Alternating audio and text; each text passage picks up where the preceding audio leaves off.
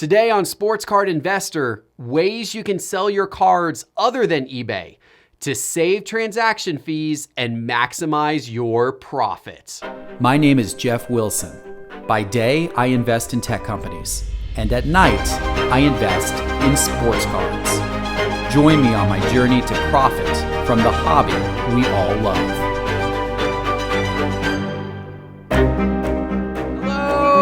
Sports card investors, and welcome to another episode. And today's episode is important because if you are selling cards, which as an investor, you need to sell your cards from time to time to make sure that you can recoup your money, make your profits, put them into other investments. So you need to be good at selling your cards.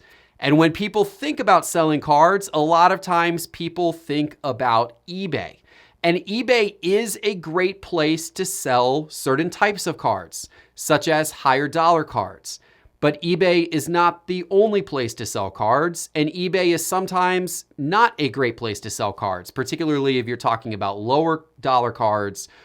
Or even with higher dollar cards, you may not want to pay the fees. And the fees at eBay add up. The transaction fees, the processing fee for payments. I mean, you can get into double digits with those fees. It can get pretty pricey. So what if there were some ways that you could sell your cards, avoid some of the hassle with eBay, or save some of the fees, or both? There are some good alternatives, and that's what we're going to talk about in today's episode. And for today's episode, I am bringing on a special guest. His name is Adam Shear. He's been buying and selling sports cards for many, many years. He has sold thousands and thousands and thousands of cards on alternate platforms like Facebook groups, like COMC, and even selling at card shows. And we're going to talk about all of those things today and the pros and cons of various ways you can sell cards. So without further ado, please welcome Adam to the show. All right, Adam, welcome to Sports Card Investor. Yeah, Jeff, thanks for having me, man. I've been following your podcast and your YouTube videos for a while now. So it's really exciting to be involved in this with you. Well, I'm excited to have you here. I know you've got a lot of experience selling cards in alternative ways to eBay. And that's something that I know my audience is going to be interested in hearing about, because eBay is not the right solution for every type of card, particularly less expensive cards. eBay is often not a great solution for. And you've been in the hobby a long time. How long have you been collecting for? Well, I'm 30 years old now. My very first cards were given to me on the day I was born. So 30 years. My first cards ever, I was given a 1989 Donruss baseball set from my dad, which had the King Griffey Jr. rookie card in it. And, you know, once I was old enough to realize what that was, my brothers were both about 10 and 12 years older than me. So they were already really into it. And I kind of latched onto Griffey when I was 3 or 4 years old, really young. No real reason other than I was left-handed. And obviously, you know, he's one of the best left-handed players of all time. And then from there, kind of went through cards, did sports for a while, then Pokemon, then Yu-Gi-Oh, and then back to sports. So, you know, cards have been a major part of my life for 30 years, more or less. Yeah. And so as part of this, you've done obviously a lot of buying and selling. Yeah, absolutely. You know, I remember like the days of eBay when like you didn't have a digital camera. So you would go on and you would try and find someone who did, and you would find a picture that resembled your card the most closely and list your card on eBay using like basically a generic stock image to sell, you know, like a McGuire rookie or something in 98 when those things were hundreds of dollars a piece. And I remember like working with my brothers to sell some of their stuff then. And like, I had some Bonds rookies that I had, you know, in what was that, 2001 that he broke the record, something around there, right? So, I've been doing it for a really long time, and even in the dark ages of like when eBay was an infant, essentially. Yeah, that would the using somebody else's photo for a raw card wouldn't fly as well today. No, could you imagine like if someone did that with like a Zion Silver, and then you got one of those uber offsetting ones, like you would, oh my God, you would have 0% feedback. Yeah, your eBay dispute would be opened up in about 2 seconds. Yes. Yeah, exactly. Yeah, for sure. Yeah. So we were talking, and we were talking a little bit about the the types of cards that are good to sell on eBay, but then the types of cards that aren't good to sell on eBay. So give me a little bit more about your experience and what you've seen there. So, I'm somebody who, and I've kind of cut back on it, but I used to, especially with the prices now, but I used to open a lot of boxes and packs, and I found myself, stockpiling, the $2 Prism rookie card type cards, and, just parallels of guys that, might be worth $1 or $2 on eBay. And I was doing the 99-cent listings. And after a while, I just started to feel like, man, what am I doing this for? Like, it's great to get that dollar back. You want to have return on your investment, especially when you get creamed on a box that costs you, $200 and you might have $30 worth of cards from it. But after a while, I was just like, I can't keep like doing this and shipping to all these different people. So that's about the time that I came across Facebook and learned about, all these groups that were out there where people were running what's, known in the hobby as a fire sale, which is essentially you kind of take like a generic photo and you're like, hey, tonight at 5:00, I'm going to have a sale. And then in the comments, you slowly post card by card, or you might post like an entire like page of 9 cards and say 25 cents a piece. And then you can kind of start piling up those so that people in almost a card show format can get a lot of cards from you at one time, but you're also not shipping, 99 cent cards off to, 100 different people around the country. It's a lot easier way to kind of rid yourself of some of that stuff. And, guys like deals at the end of the day. So if they feel like, looking back, let's say like when Prism came out, right? Like I was selling, man, and it's embarrassing now to think about it, but like Sekou Doumbouya cards, right? Like he was $1 rookie card. Nobody really knew a lot about him. Granted, his value has dropped, but those got up to being about $6, $7, $8 a piece. And I was selling them for like 50 cents, $1 a pop. So, guys like to look for deals in those. And I'm somebody who also, will do that on occasion.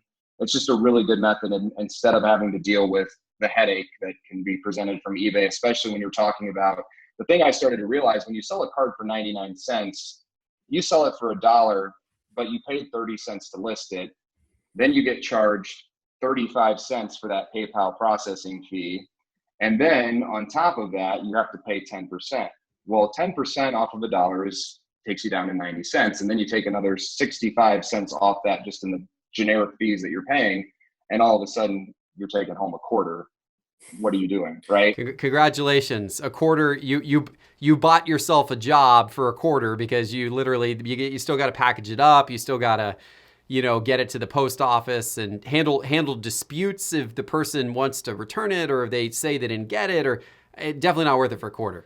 In today's world with eBay, so many people are invested in this world now where we're all grading and flipping, right? Like a lot of people like to find those raw cards that they just look really nice and centered and the pictures look like the corners are sharp. I know you kind of talked about this with your Alonzo Ball cards when you were first getting into it and didn't know like how much centering meant and all that kind of stuff. But people are doing that now. So the slightest little surface scratch, the slightest little ding on a corner, people will open a dispute, and all of a sudden it's like, why are you wasting your time? So right. It's nice to go on Facebook.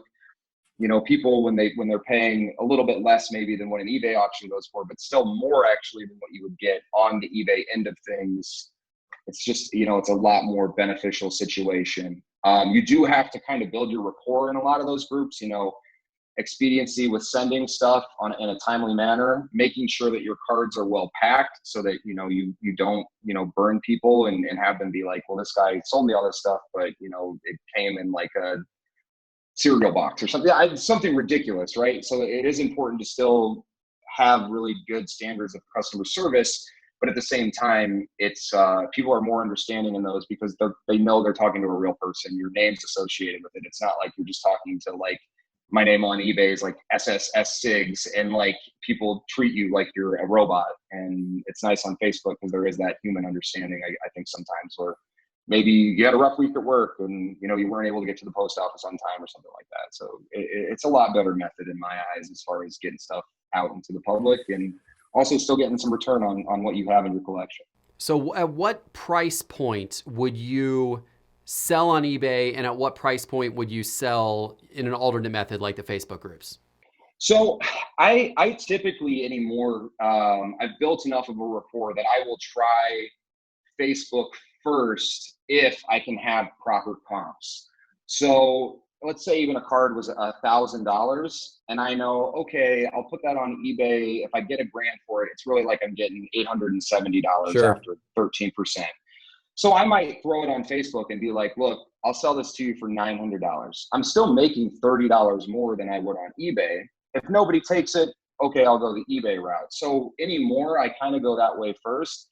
The problem with Facebook is, unlike eBay, it's a lot harder to search for certain things you're looking for, right? So you can go in these groups and they all have search options, but it's not like you're actively pursuing those. At least most people don't treat a Facebook group search the same way they treat an eBay search.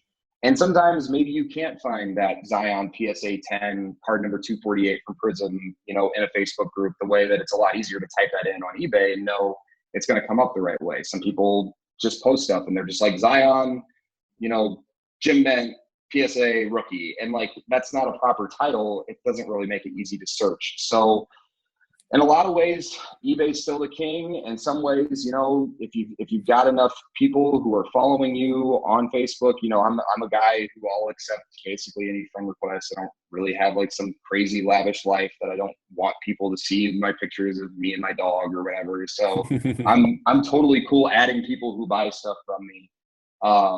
So like, they get a push alert if I post something in a group, but it's still a shot in the dark at the end of the day in a lot of ways to post something there, but it works every once in a while. So it's normally my first go-to because it's simple. You take a picture, you put it up, you say, here's the price. And then, maybe somebody messages you. I give it about 24 hours. If I haven't gotten anything, then it goes on eBay.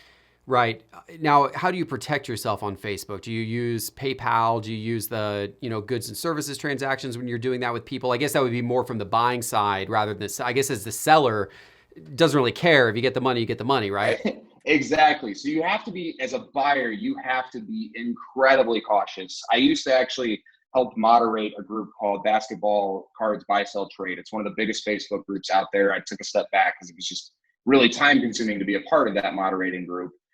But we had guys contacting us all the time. Hey man, I got scammed. Hey man, this guy scammed me. And we're not talking about small deals. We're talking about people buying things like Luka Doncic autographs, thinking they spent $200 for a $250 card, but they paid friends and family. And the card, like you could see on the post, it shouldn't have. Part of the problem with some of the groups is they don't have an approval process. Now in that group we did, but you can only protect yourself so much. Like name plating something is kind of a standard on Facebook where it shows that you have some sort of ownership of a card. You write your name on a piece of paper, you might write today's date. That way people understand that you own that card. But just because you own that card, if you're charging somebody friends and family, it doesn't mean necessarily that you're going to come through on your end of the deal. So you have to be protective of yourself. And any deal that I do, I make it a point to send goods and services. I will send someone 3% more money to make sure that I'm protected as far as getting it on my end. It's that important to me. I'm not going to let somebody just scam me out of a couple $100. So on Facebook, it is an unfortunate part of the truth. I mean, sure, there's a name, but like there's not a feedback score. So you have to, understand that you are doing business with somebody that could end up taking your money. And it's an unfortunate part of it, but it happens not only with sports cards, but people deal with that all the time on, just regular marketplace. They might pay somebody in advance to go pick up a couch and that person doesn't show up. So yeah. So just to make sure everybody out there understands what we're saying is that if you're buying a card off of eBay and you're going to pay someone via PayPal, whenever you send money via PayPal, it gives you two options. You can either send it to a friend or family member, or you can send it as if you were paying for goods or services. If you send it as if you're paying for goods or services, you get buyer protection, which means that if you don't get the card or there's some sort of issue, you can open up a dispute with PayPal and ask for that money back. If you send it friends and family, you get no buyer protection. There is zero recourse. Now, a lot of sellers will ask you to send it friends and family because that prevents them from being charged a fee. If you send it goods and services, there's a transaction fee that hits the transaction that the seller that comes out of the money of the seller that they recover. However, it sounds like it's your strong suggestion, Adam, as well as my strong suggestion, that if a seller asks you a seller who you don't know asks you to send money, friends and family, you do not do it, because it takes away any recourse. You've got to send it, goods and services, so that you have that recourse. Exactly. And that's where I go back to, if somebody is like that insistent that they get, let's say, $1,000 for their card, right?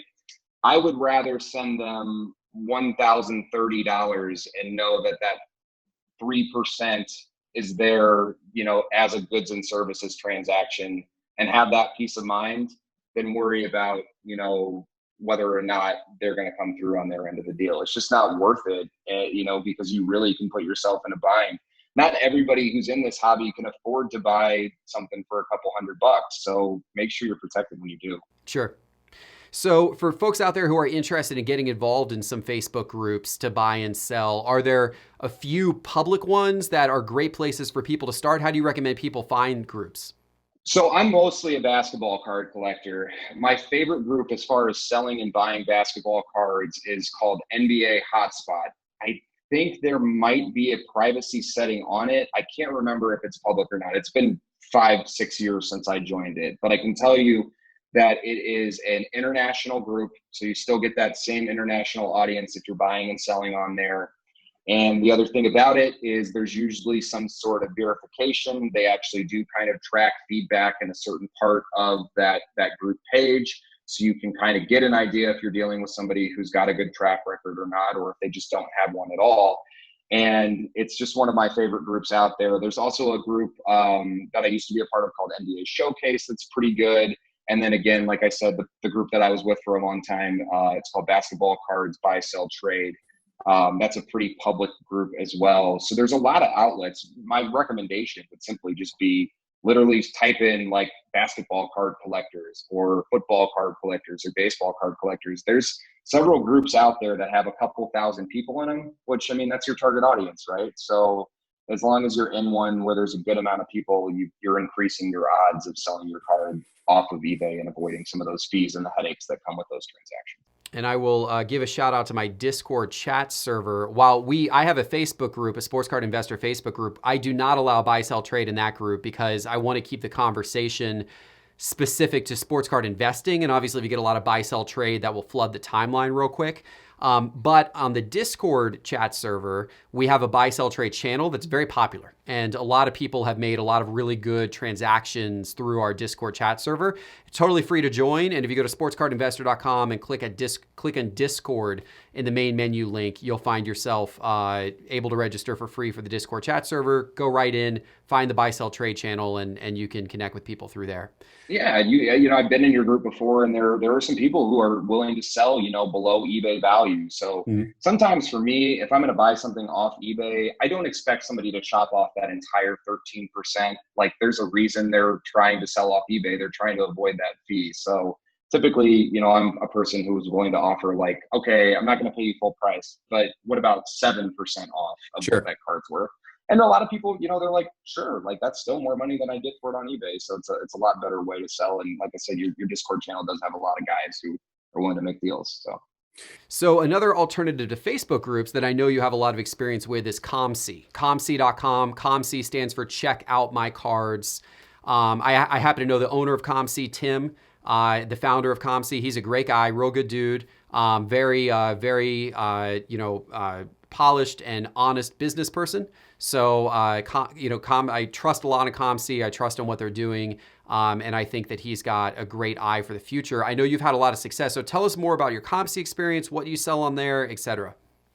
So, yeah, again, going back to, I'm somebody who was opening a lot of boxes and packs, and all of a sudden those stacks became boxes and those boxes became multiple boxes.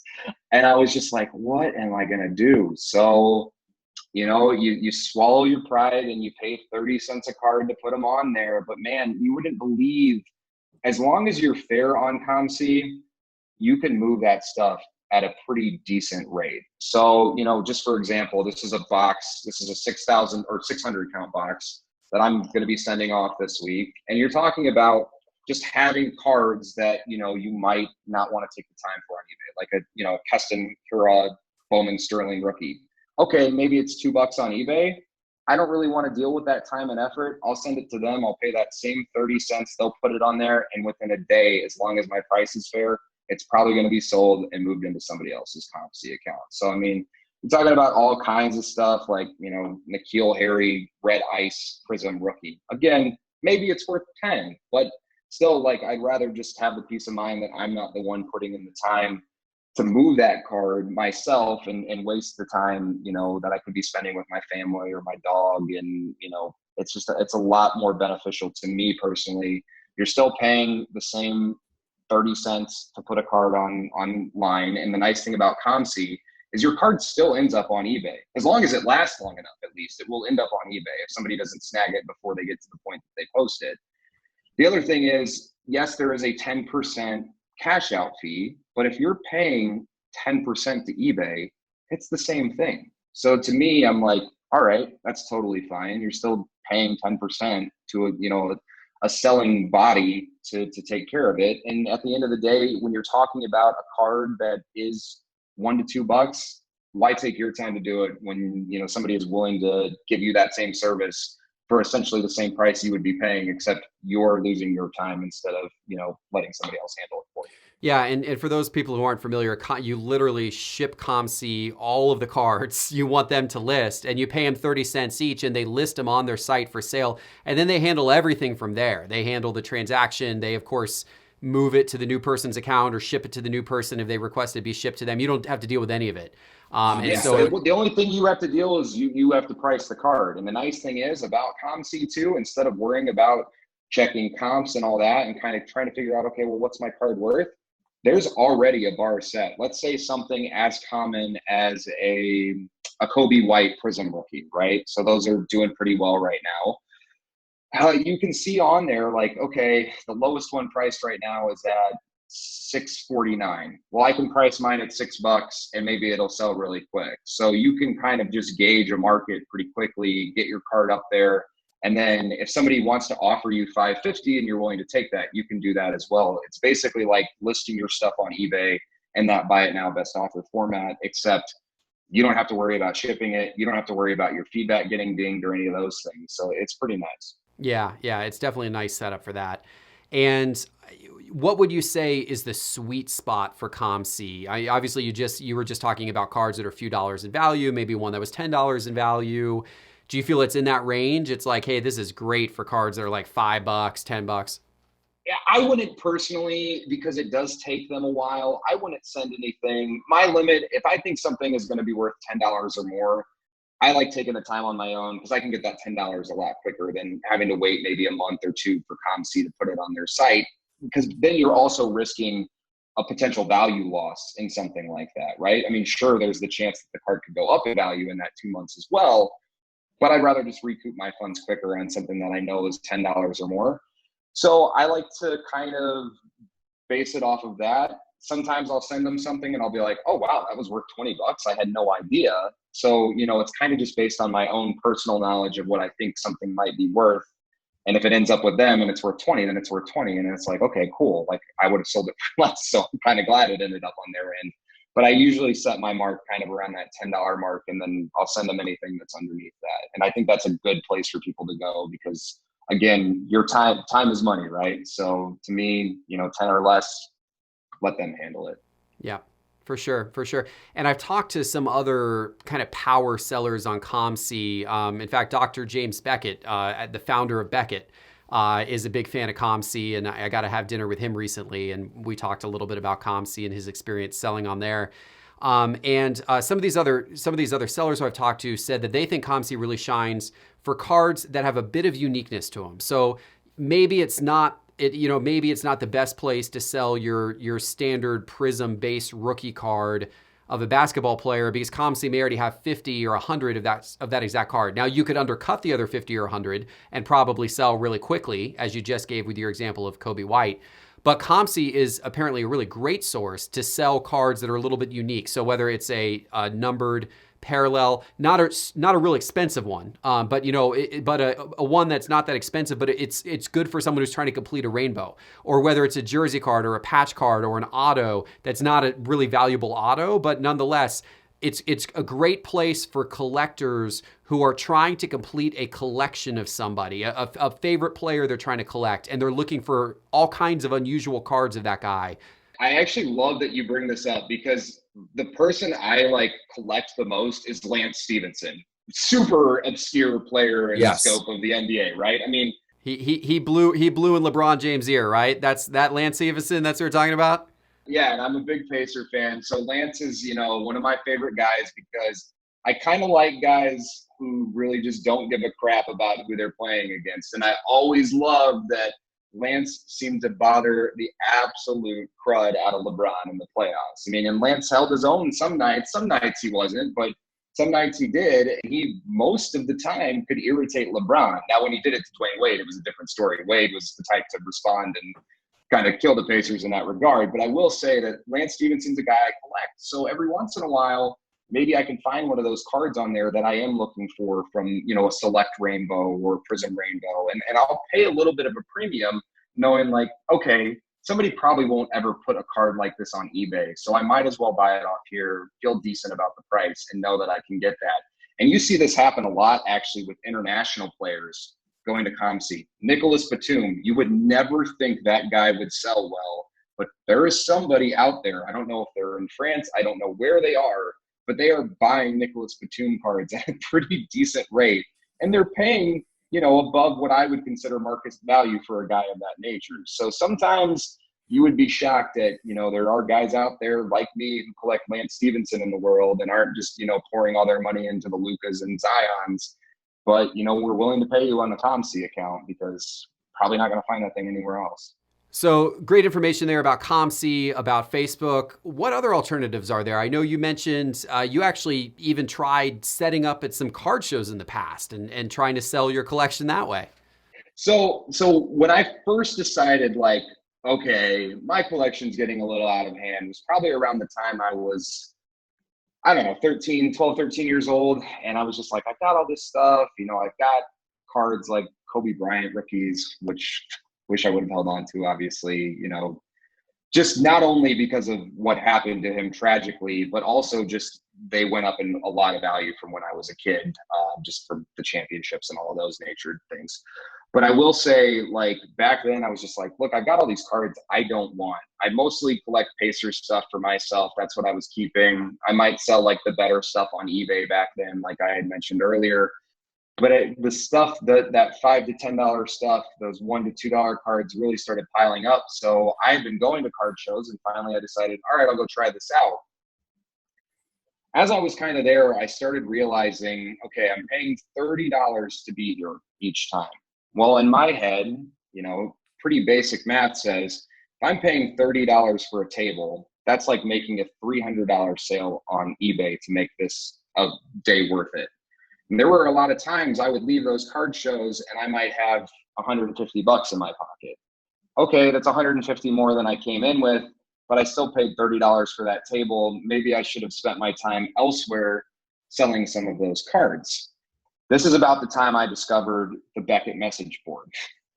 I don't know if that thing still exists or not, but it was one of the first places I kind of found on the internet to sell cards. From Beckett, I went to Blowout, and then from Blowout is kind of about the time that I realized Facebook was kind of picking up in that regard. So there are other outlets out there that you can find. I think Blowout, actually, people still are making deals on there occasionally. You mentioned your Discord. There's opportunities out there. People will buy your cards if they're priced well at the end of the day. I mean, that's the most important thing. If you put your card up, on Facebook Marketplace and the price is fair, somebody probably will contact you. People are always looking for deals, and guys who are in this business for, to be a dealer or to be, somebody who's just trying to make that quick buck, they're probably looking at most outlets that they can find stuff. So there's a lot of opportunity out there. Yeah. Yeah, and just for those who don't know, when you refer to Blowout, you're referring to Blowout Forums, which is a huge online message board community run by Blowout Cards, which is a big online card store. They have Blowout Forums, which is a giant message board. And so that is an opportunity to go in there and participate. I've heard some people recently who are really high on Mercari. Have you ever tried that before? I haven't actually heard of that one before. No. Yeah, it's an online marketplace. It's a little bit like, it's a little bit like an eBay kind of meets Instagram, where you can, swipe through listings and that type of thing. But a lot of folks in my Discord are very high on that as a platform to buy and sell sports cars. I mentioned Instagram because that was one that I actually, had forgot to mention. I've had a lot of success on there with high value cards. So when I do break a box and I hit something big, or, let's say I send something to PSA and it gets a 10, I put it on my Instagram, and I've had a lot of success, gaining followers on there and then making deals, because again, I am somebody who's like, okay, I'm not going to give you the full 13% off of a sale, but I'll give you like maybe 10, and then I'm still making more than I would off eBay. And Instagram's been great for that, especially. It's all about hashtags. I mean, if you can hashtag right, you can tag the right accounts and kind of just get yourself some exposure, you can make some pretty good deals on there as well. It's great advice. Adam, I appreciate this. This has been great. So tell the audience, if they want to follow you, see what cards you have, since you're obviously such an active seller, how would they do that? So, I would just look out for my fire sales in NBA Hotspot. Again, that's the one I'm probably the most involved with when I do those. So, if you see an Adam Shear, SHEAR, Hotspot fire sale going, know that you're going to find some good deals in there. My Instagram, super easy to remember. I'm literally just Adams Cards, one word. So ADAMSCARDS. So pretty easy to find me on there, and I'm always willing to make a deal. So if you see something you like, let me know. Awesome. Great. Thank you so much for joining Sports Card Investor, Adam. Really appreciate that. Thanks, Jeff. Appreciate it, man. Take care. All right, guys. I hope you enjoyed my interview with Adam. We covered a lot of good ground there. I should mention there's other sites you can sell your cards on as well. We didn't even talk about StockX, but they're a fairly new site in the hobby, obviously longtime site in the sneaker world. But they've come into the hobby with a lot of thunder recently. You've got other sites like thepit.com, and there's a variety of sites out there that you can check out. But we covered a lot of ground. We've given you a lot of alternatives. And of course, eBay can be a wonderful solution as well. I do a lot of my buying and selling on eBay, but it's great to know that there are so many good alternatives. So definitely go check out some of those Facebook groups that he was talking about. Check out COMC, which is a wonderful site, and some of the various things we talked about in today's episode. And if you're going to be selling a lot of cards, if you're going to be buying a lot of cards, if you are approaching the hobby from an investment standpoint, you really need to join my membership program, because my membership program gives you access to an amazing group of sports card investors who talk about this stuff every day on my private members only Facebook group, the private member only channels on my Discord chat server. There's some great conversation taking place with really experienced investors. I hang out in that Facebook group a lot and that Discord chat server a lot with the other members. You want to be part of it, and you can be part of it for less than $10 a month. You can join the membership, get access to all of these other sports card investors, as well as a lot of really cool things like my card pick of the week, which has been hot recently. So you want to be getting that information, go to sportscardinvestor.com and click on the membership link in the upper menu bar. Also, please give me a subscribe. If you like the episode and you like this type of content, subscribe on the podcast or subscribe on YouTube. Hit the little bell icon on YouTube. I certainly appreciate it. Thank you so much for watching, and I'll see you back in a few days with my next episode.